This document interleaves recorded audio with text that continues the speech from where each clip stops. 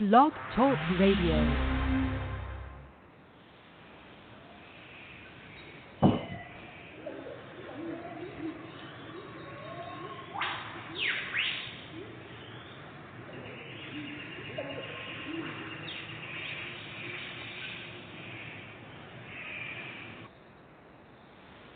Hello, everyone. I'd like to welcome all of you back to Ohio Exopolitics. I'm your host, Mark Snyder.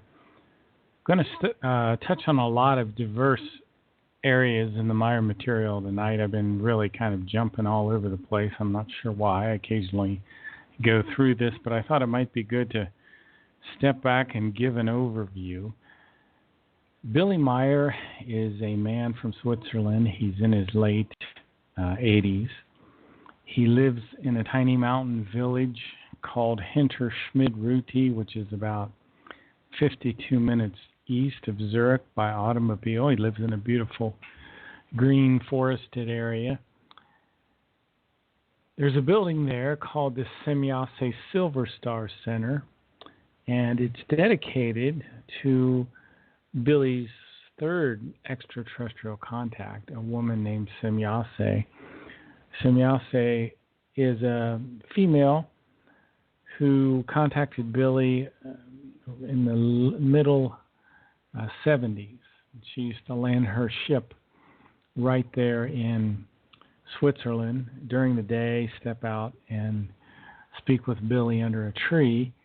And these conversations were recorded in what Billy calls contact notes.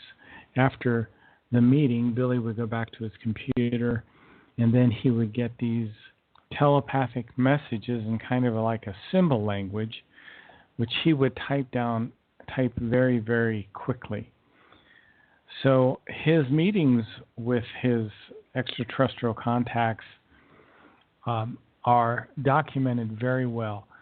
Billy had meetings with human extraterrestrials, and his contacts date back to a time when he was 5 years old. Billy grew up in a little town called Bulak, which is a municipality in Switzerland in the canton of Zurich, and which is near a place called the Glatt Valley.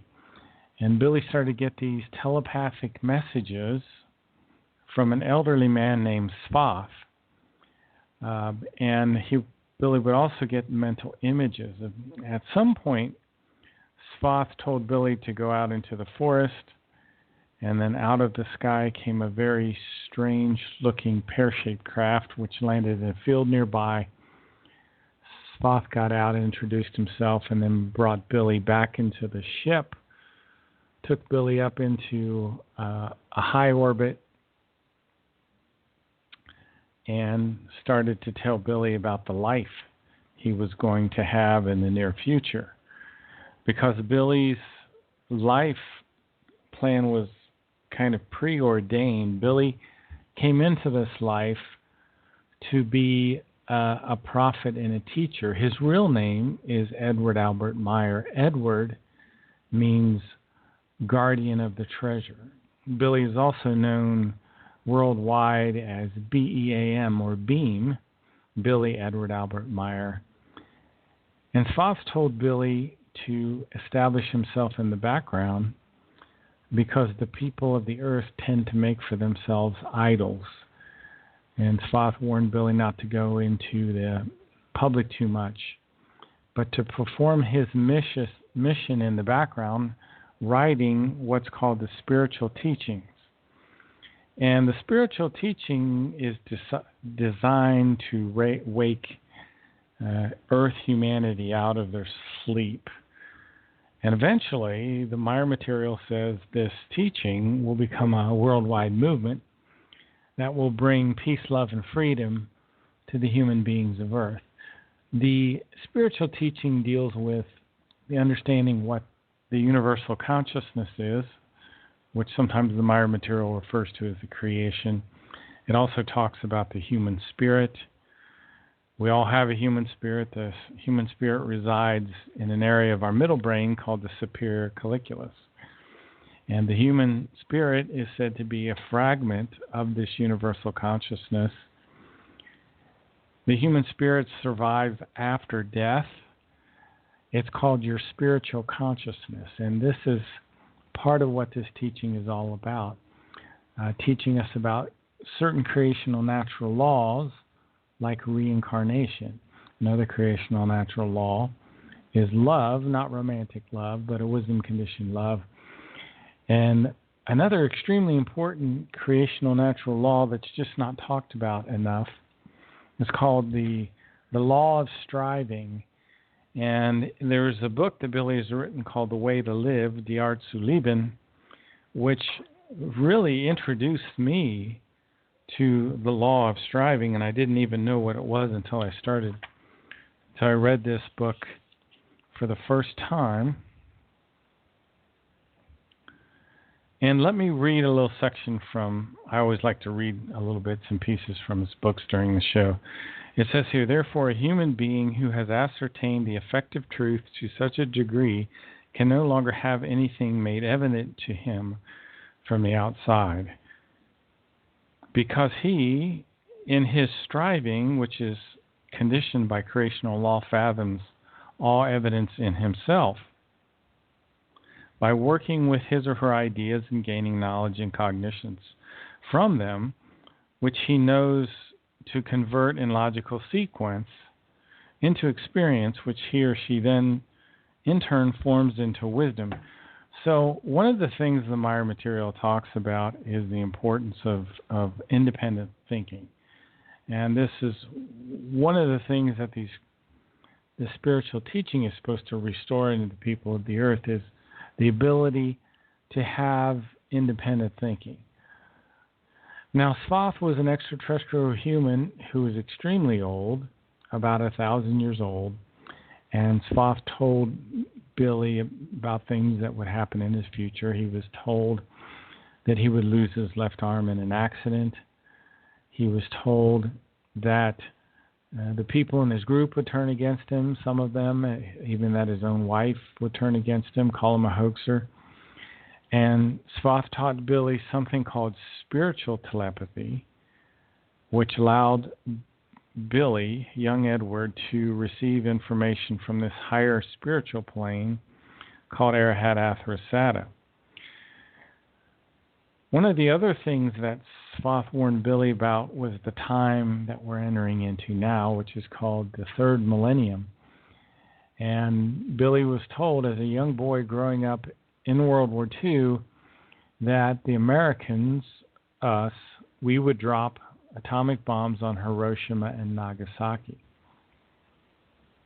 And that would begin this very, very difficult age that we're in now. One of the things that Svath told Billy was that the Earth human no longer understands what the creation is. And Svath explained that there's a oneness and a connectedness with all and everything. And this is because of the immeasurable love of creation. Creation is the superintelligence that created our universe. It's more of a neutral, positive spirit. It's not like a heavenly Father, like our religions have taught us. It's a neutral, positive energy. It's a superintelligence. It really has no personality the way we think of a personality. It also, in the German, is referred to as a Wesenheiten. And what that indicates is that this intelligence, it functions according to a predetermined plan in terms of its evolution. Where we here as human beings, we have this free will that's allowing us to evolve as we see fit, where creation is somewhat more automatic in its evolution. And it's almost robotic in some aspects, except in the aspect of love. It radiates love. The incredible splendor of nature is the visible expression of creation. So the Maya material doesn't use the term God because they explain that that term has wrong connotations. So they use this idea of a universal consciousness. Now, Billy in Contact 31, this is many, many years later. This is Billy, we're talking about Billy now when he was 4, 5, 6 years old when he met with Thoth. He met with Thoth until he was 16 years old. Then he met with a woman named Asket until he was about 27. And then he had 11 years of kind of a normal life with no contacts. And then about, I think it's in the early 70s, that his contacts picked up with Semyase, who I mentioned earlier. And in the 31st contact with Semyase, Billy was treated to a trip on the Pleiaren mothership. And Billy got to learn something about the oneness of creation when he was on the ship. And it talks about the self and the personality kind of being overcome. See, the extraterrestrials were on this great mothership. They had brought Billy aboard, and they were taking these extended hyperleaps from one star to the next. And each time they would take a hyperleap, Billy would experience the oneness of creation. And it says in Contact 31, this is the stage of the great unity and the oneness. And here all the self and all the personality is overcome. The consciousness is the call of the eternity and the eternal call of the truth and the all-embracing love. And what can be greater than it? Because everything is born out of it. So everything is born out of the love of creation, this superintelligence that expresses its love through the beauty of its creation. So if you look at trees and you look at the sun in the sky and you look at birds and other animals, cats and dogs and horses and deer and the rolling hills, you'll see the oneness and the beauty of creation. That's how this intelligence expresses its love. Now, if it couldn't use human words because they would be too limiting. So it builds nature in this beautiful repeating patterns. There's many repeating patterns in nature. Back when Billy was speaking with Thoth, Thoth told him about reincarnation and the fact that Billy had 6 other lives on the earth.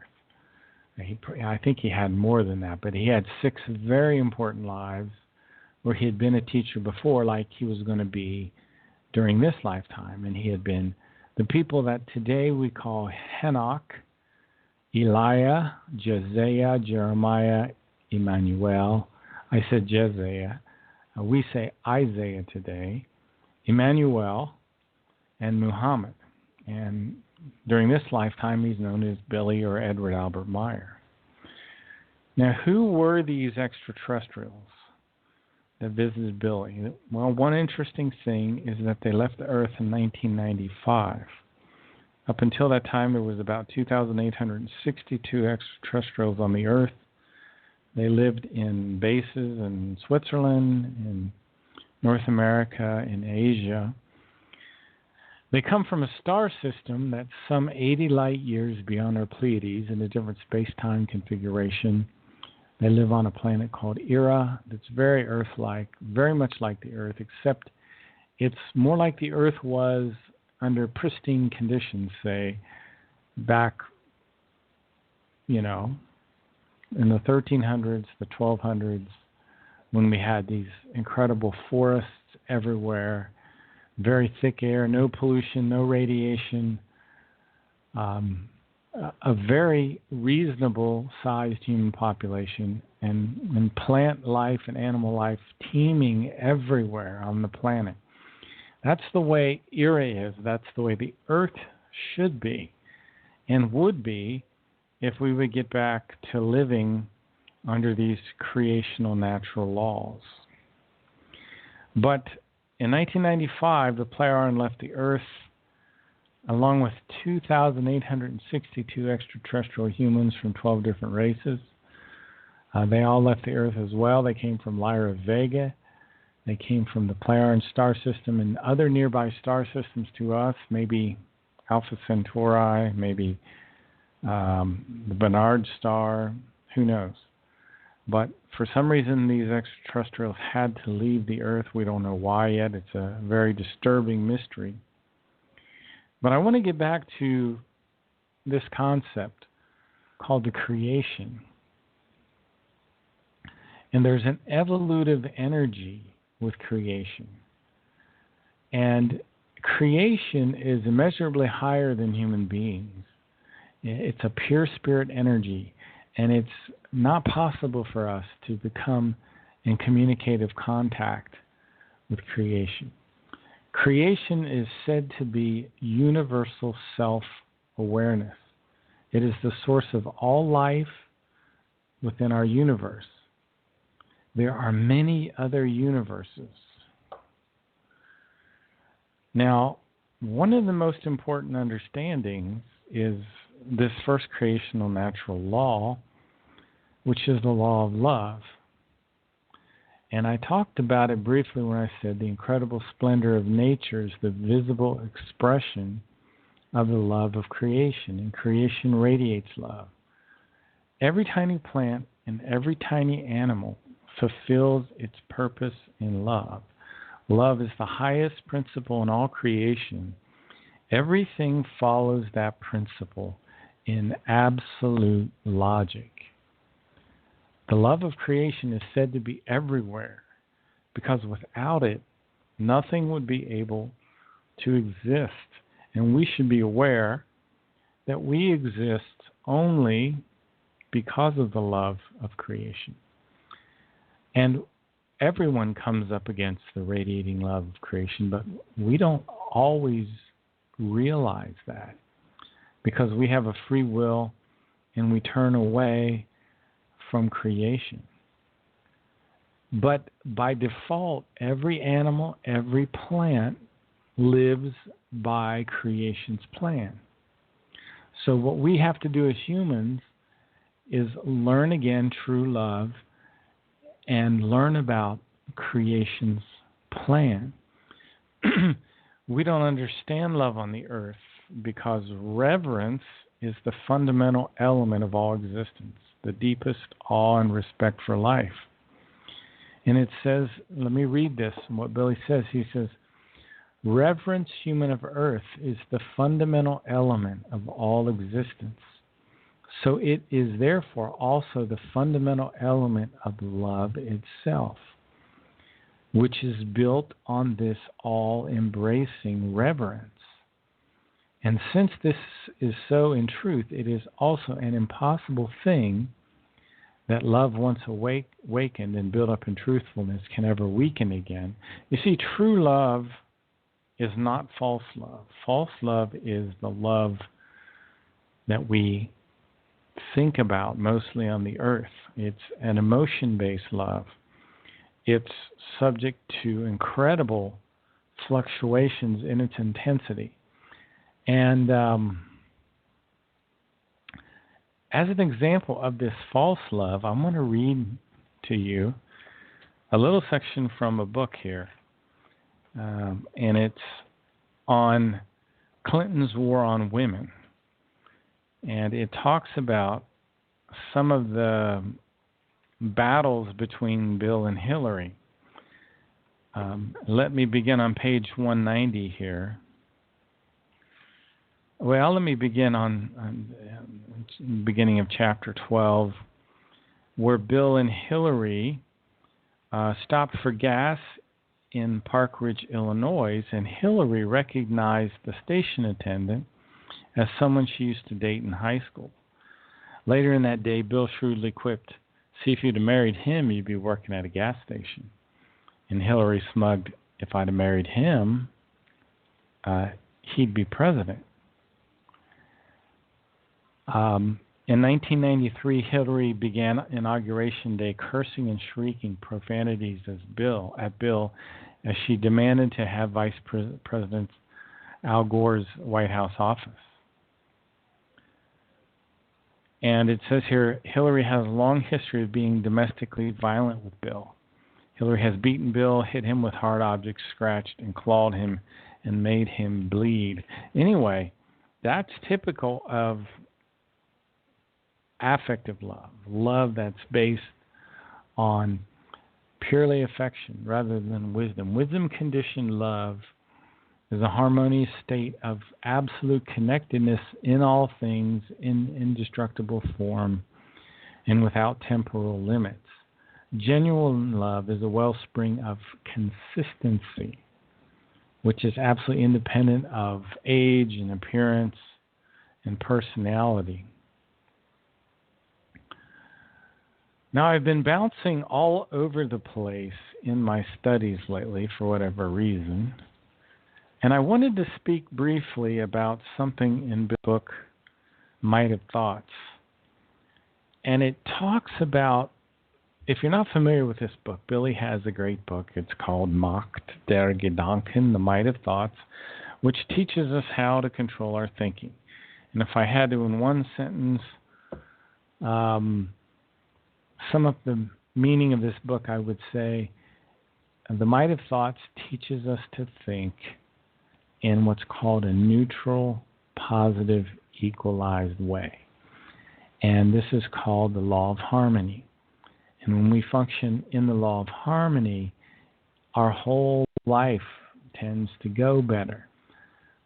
Well, if our thoughts get out of this neutral, positive balance, it says in the book here that negative and positive are two forces that should always be together. And they depend on one another, and we shouldn't remove the negative or the positive. And when we do that, we get out of balance. And I want to talk a little bit about something on page 102, which talks about depressions. And depressions being caused by what's called the flattening of feelings.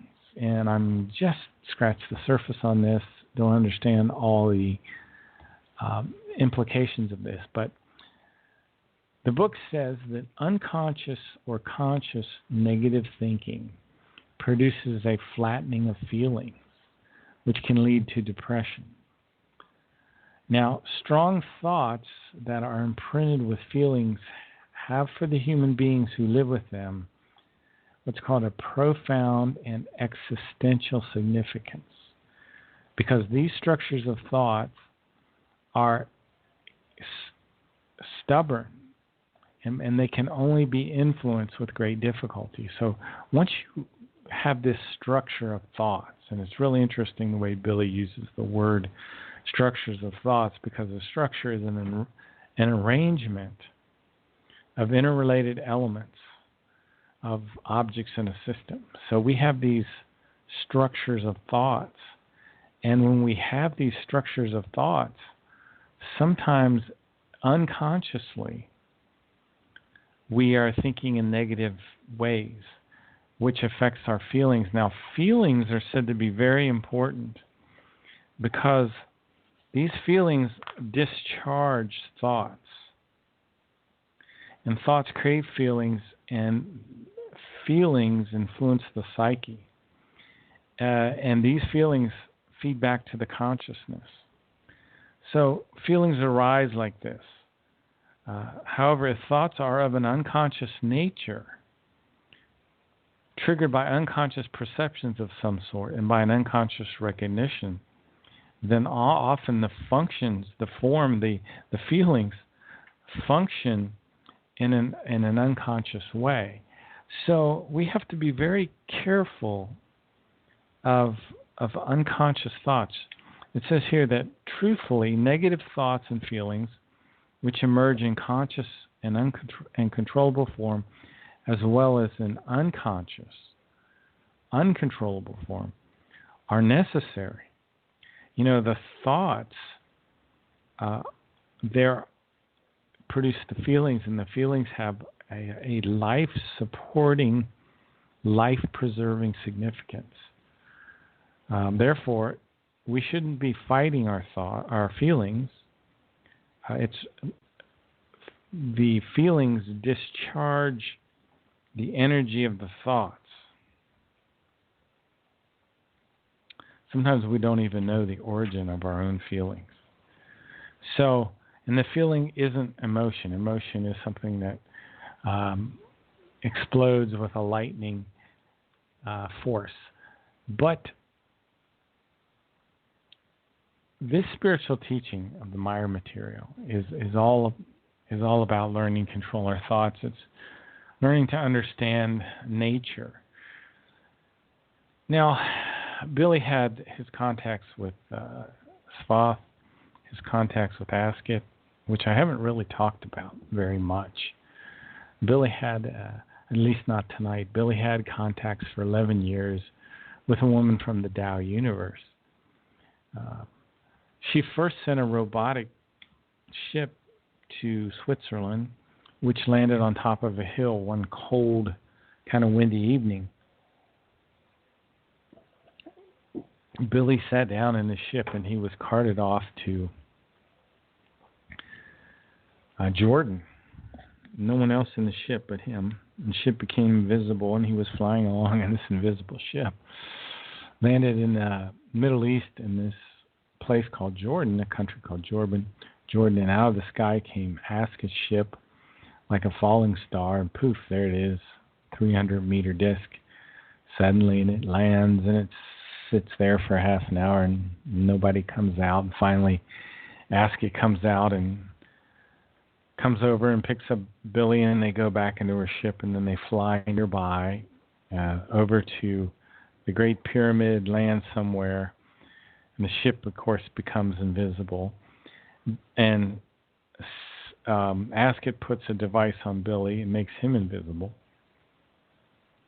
And they went down far below the pyramid there, far below the Great Pyramid. I've told this story many times, and Billy saw the headquarters of the Giza intelligences. And the artifacts, the false artifacts that they had constructed, which were perfect replicas of the cross, the thorn of crowns, and a blood-encrusted nail. And they were planning to use these artifacts to, again, kind of stir up the people of the earth, because they had used religion for many, many years to deceive the people of the earth. So these Giza intelligences, they can be traced all the way back to the fall of Atlantis and Lemuria. It's a very interesting story. These Giza intelligences, they ruled mankind in a kind of a tyranny. For thousands of years, they were on the surface of the earth, and they finally went below ground and still used religion. And they had these telenotic impulses, which would control the people of the earth. The Maya material says the God mentioned in the Old Testament, Jehovah, was one of these leaders of the Giza intelligences. The lineage goes something like Eris the 11th, who had a son, Jehav. Jehav had a son named Jehovan. Jehovan had a son named Erasame. Erasame had a son, or actually he was taken over, his spot was taken over by Hen, who was also known as Jehovah, the God of the Old Testament, who was put out of power by Kamagal I, and then finally he was put out of power by Kamagal II, who lived right up until the late 70s. And these extraterrestrials influenced Hitler through the Thule Society, and they were always disrupting the people of the earth. They were trying to put themselves in power. They were trying to create a one-world religion.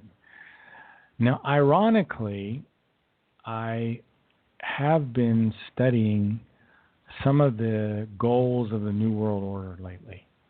And Billy doesn't use that exact term. In the Goblet of Truth, he talks about the secret dark order. And he says that it was in particular the Roman Catholic Church that inherited the practices of the inhuman Roman Imperium, establishing an evil consciousness conditioned tyranny in the place of the former Roman tyranny. So we are under the tyranny of our thinking. And the attack, most of all, is at your thinking and the freedom of thought. Now, the elite who are in power today are a very negative force. The first goal of the elite, the Billy, he calls them the Secret Dark Order. And this, by the way, is not from the Meyer material. This is from other sources. But it dovetails pretty well with what Billy says about the Secret Dark Order. So I thought I would just bring this up quickly. The first goal of the elite is to create a one-world government. The world government will be a system in which people with knowledge about science and technology will take control of society. This will also include a one-world church and a unified monetary system. So in the next 800 years, which is called the third millennium, this new world order will try to do these things. And evidently they will fail because the spiritual teachings are supposed to eventually take hold here on the earth. Let me continue. The second goal of the elite is to create a technocracy. The control of the elite will be achieved by an elite group of technical experts that will control society. These technical experts will be a very small percent of the population. And our world is being turned into a technocracy. Now, Billy talks about, in Contact 251, the rise of the robot people and the transhumanism that will take place. Another thing that Billy talks about is that the elite will work to take away our rights of self-determination.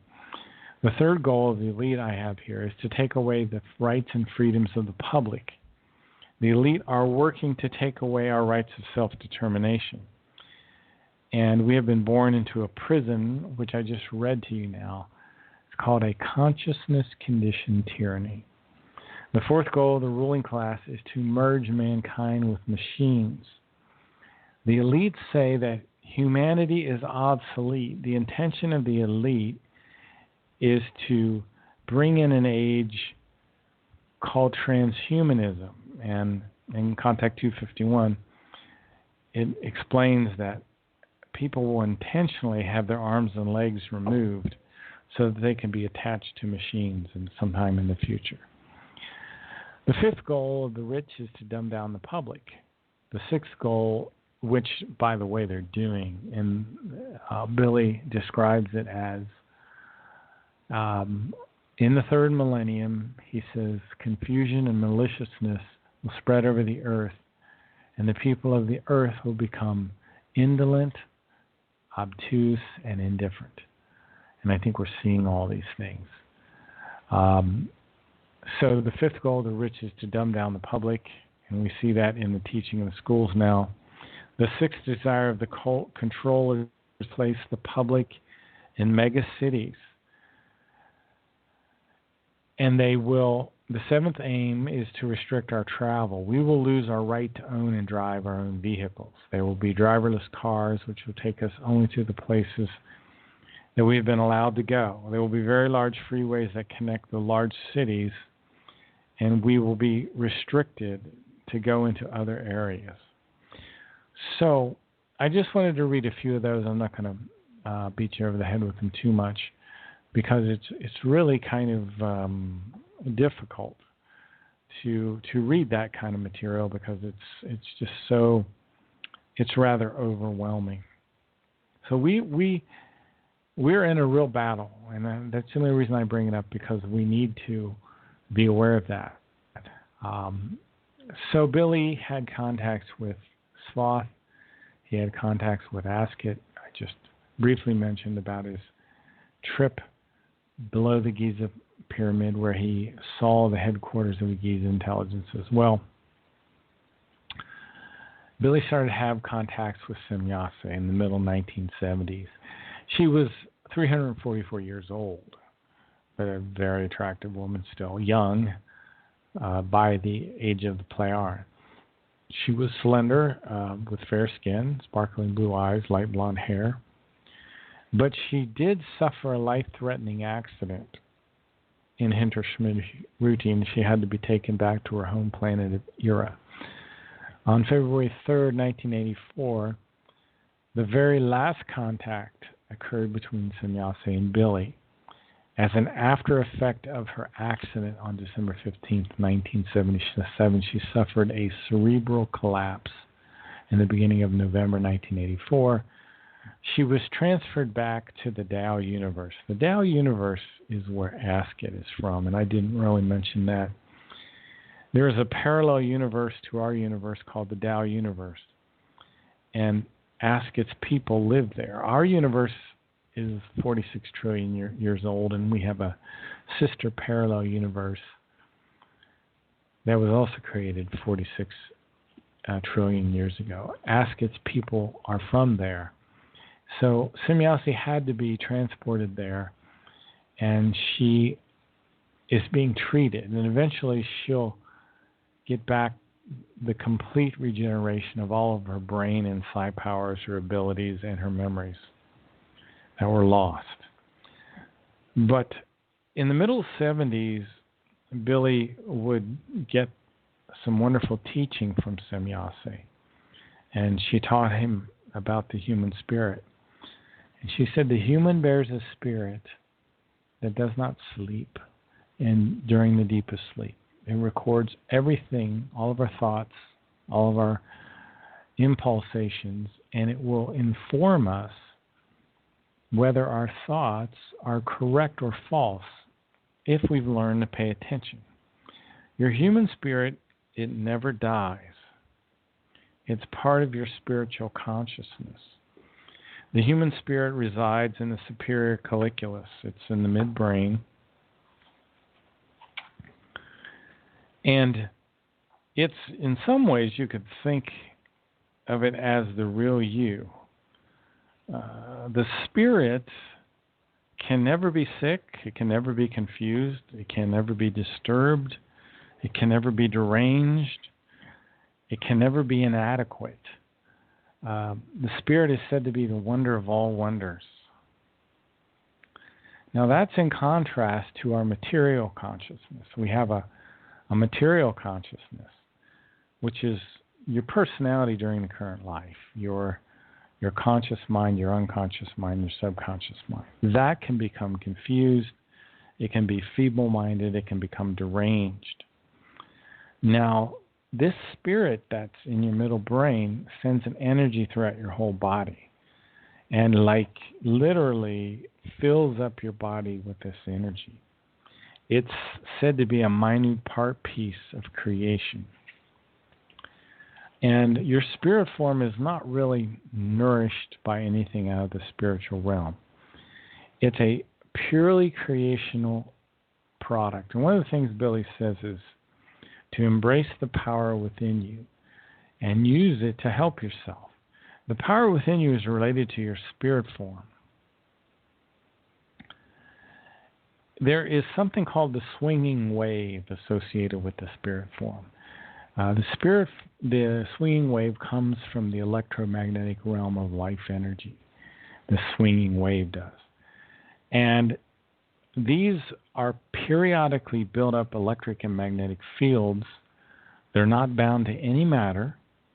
They include energies and forces which can be of immense might.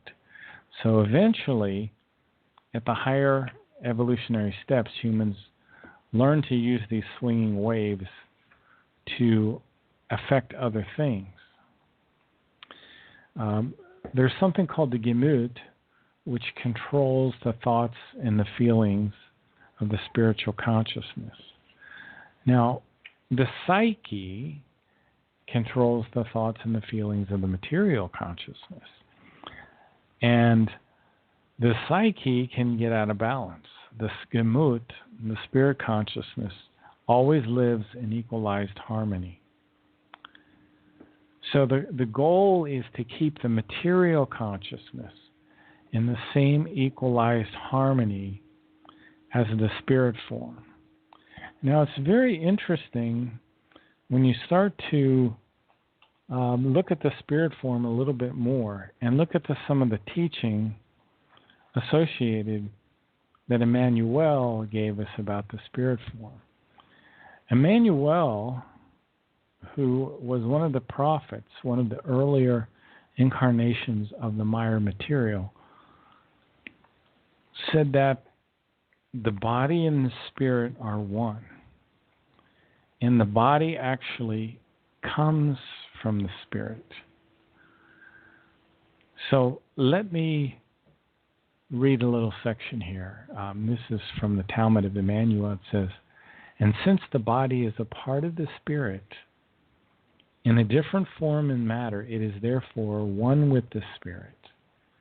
Consequently, it is not two. The teachings state that there is a unity and not any way or form a duality or a trinity. If it appears to people that there is a duality or a trinity, then they are victims of deceptions, for they do not think logically, but according to human knowledge. For this reason, it is said that everything emanates from a unity." Now listen to that. Everything emanates from a unity. And a duality seems apparent only because humans, in their limited thinking, cannot grasp the truth. Everything emanates from the oneness of the universe. And what I've been reading to you, it's a great article. It's actually a chapter in a book, but and I've been working to try to understand this stuff on and off. And here are some other phrases that come from an article about the oneness of creation. And again, I mentioned this earlier. Embrace the power within yourself and use it for yourself. And eventually this will bring an entrance into yourself. So somehow using this power and understanding the oneness of the universe, it allows us to get an entrance into our own self. And the power within is a phrase that is sometimes used in other Maya writings. For example, the creational natural power is within me, and I use this, putting it into effect in my thinking and acting. This comes from the Meditation from Clear Visibility book. There's another phrase that says something like, "I always remain relaxed and thereby gain might over myself." I always remain relaxed and thereby gain might over myself. Now, Billy's teacher, Svath, in line 70 of Svath's explanation says, "However, this oneness and connectedness with all and everything is the result of the might and the immeasurable love of creation, which gives everything selflessly and demands no payment for it." And there's a special bulletin 38 that mentions a little bit about these fine fluidal powers, and it gets extremely profound. I'll read just one little paragraph. "In particular, the talk is thereby in regard to the effect of the fine matter thought vibrations, which, in their fine matter form, are designated as fluidal energies and forces, and which, engendered through the thoughts and the feelings, also yield outside of the brain various effects which can be perceived by humans."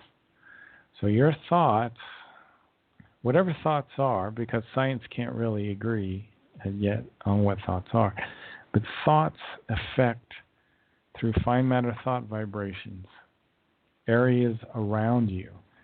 And these fine fluidal energies can show up in the furniture around your house and in your trees out in your yard. So these fine fluidal energies relate to telepathy, to levitation, teleportation, the use of clairvoyance in remote viewing, and they are individually different in each human.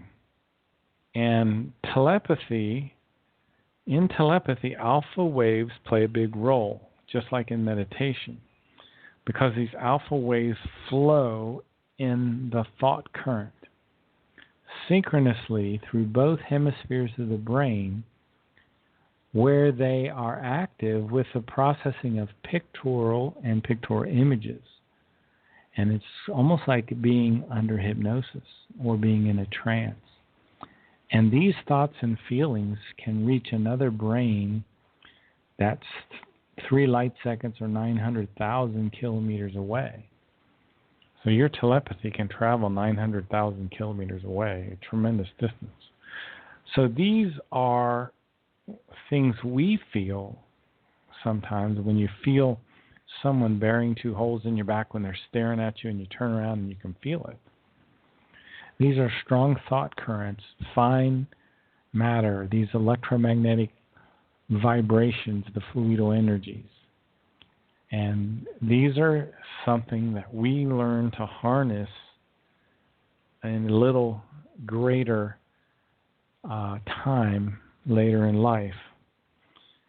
Now I'm going to jump topics very, very quickly because for whatever reason I seem to be studying in this manner. And I'm going to get to one of the most controversial aspects of the Maya material. And please listen and just bear with me because some of you will be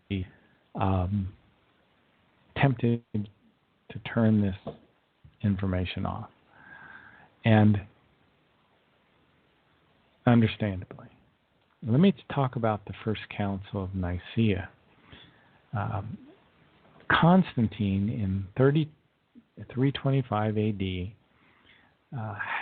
brought this meeting. Constantine, he was a Roman emperor, and he created this large meeting, and he set up the First Council of Nicaea, and he wanted to bring all of the Roman Empire under Christianity.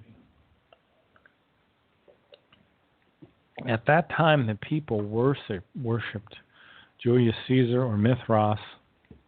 They also worshipped the Greek gods Apollo and Zeus.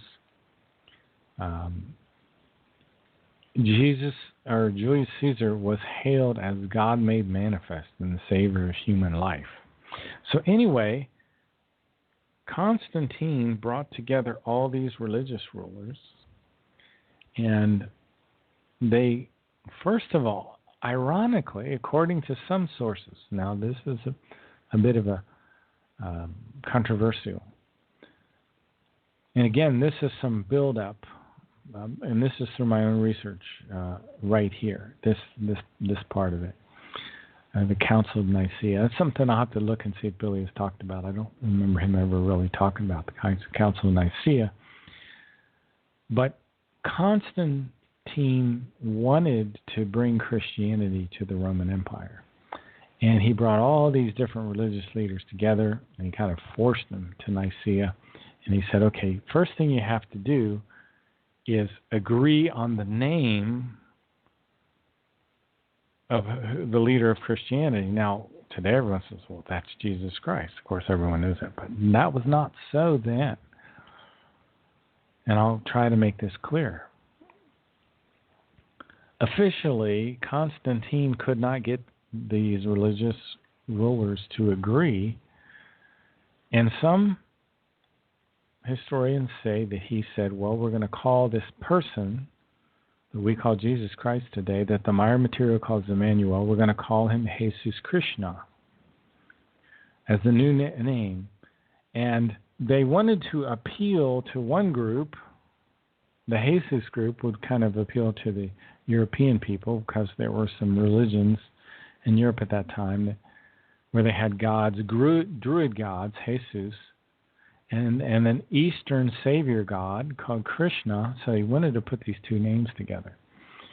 Now, you have to keep in mind, and this is the one thing that I learned and was truly amazed by, there was no letter J in any alphabets during ancient times. Now, that is going to sound like BS to some people. It's true. It's actually true, and you can verify this if you go and do some research. Real easy about the letters in the English alphabet. There was no letter J in Old English. And in fact, and we'll get to when the letter J came about. And some of this information you can pull off of a place called Yahweh.com if you're interested in this. Now, where did the letter J come from? I think the best source that I have said that the letter J came from a guy named Gian Giorgio Torricino, who invented the letter J right around 1550. He was the first to distinguish the I and the J. He was a man from Italy who was